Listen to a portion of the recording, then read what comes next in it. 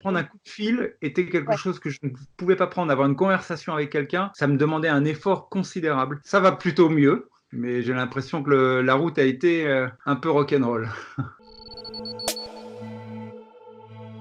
Dans la nuit du 13 au 14 mars, j'ai senti un petit peu de fièvre venir. On n'était pas encore confinés en France. Le lendemain matin, une petite fièvre, à peine 38, un petit peu de mal de crâne, un tout petit toux très sèche, mais très lointaine. Je me dis que ça pourrait ressembler à des symptômes, mais attendons, je suis jamais malade. La dernière fois, j'ai peut-être eu une gastro il y a 10 ans, c'est la dernière fois que j'ai dû avoir de la fièvre. Le dimanche, la fièvre se maintient, monte un peu, 38,5, commence à monter jusqu'à 39. Le mal de crâne est plus important, des petits phénomènes aussi de troubles digestifs. J'hésite à appeler mon généraliste. Je me dis que vu que l'épidémie montait en flèche en France, il avait peut-être d'autres choses à faire pour l'instant. Donc je surveille et j'ai pas aucune gêne respiratoire. Je sens pas que ma petite toux très légère se transformerait en infection. Donc, je me repose, j'attends un peu. Au bout du 6e jour, la fièvre tournait tout le temps autour de 38,5, 39. Et là, je commençais à me dire, bon, il faut quand même surveiller ça de près. Je téléphone quand même, j'appelle mon généraliste, qui était surpris de m'entendre parce qu'à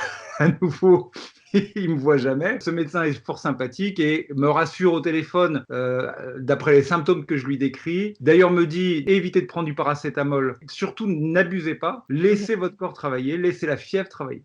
Et donc là, on arrive au 9e jour. Et je commence à avoir toujours cette fièvre 38,5, 39, beaucoup moins d'énergie que 2-3 jours auparavant où la fièvre était plus haute. Je commence un petit peu, non pas à m'inquiéter, mais à me dire qu'il faut vraiment surveiller. Et donc le 9e jour, le médecin, je le préviens, il passe me voir pour écouter les poumons surtout. Alors il vient avec le masque, il est extrêmement prudent, il se met du gel toutes les 10 secondes. 11e, 12e jour, la fièvre commence à baisser. Ça y est, je suis du bon côté. Mais une fatigue mais inimaginable. Puis là, la fièvre a complètement chuté, le 13e jour, on va dire, et le 14e jour, confirmation, j'étais à 37,2, 37. J'ai senti là l'énergie revenir tout doucement, et aujourd'hui, nous sommes au 18e jour, et là, c'est la première fois que je me sens pleinement en capacité. C'est long, c'est épuisant, chacun réagit différemment. On lit bien qu'il y a des gens qui sont asymptomatiques, d'autres qui ont juste des maux de crâne. Ouais. J'avais perdu un peu le goût. Je sais que chez certains, c'est la seule Ouais. manifestation, c'est la perte de l'odorat et du goût. Surtout, j'avais pas de problème respiratoire et ça, c'est le plus important. Une des leçons de ça, c'est qu'il faut absolument faire confiance en son corps, il faut s'écouter. Il y a des cas, même de gens, même au 14e jour, qui tout d'un coup, croyant en être sortis, en fait, ont une réaction bizarre et se mettent à avoir un problème au niveau des poumons. Il faut juste bien boire, éventuellement prendre un peu de vitamine C, des choses comme ça, mais c'est accessoire, entre guillemets.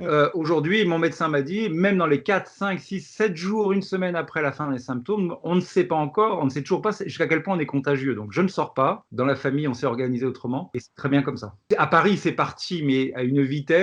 Et je crois que c'est extrêmement difficile de trouver le moment précis où la personne qu'on aurait rencontrée qui nous aurait transmis le virus.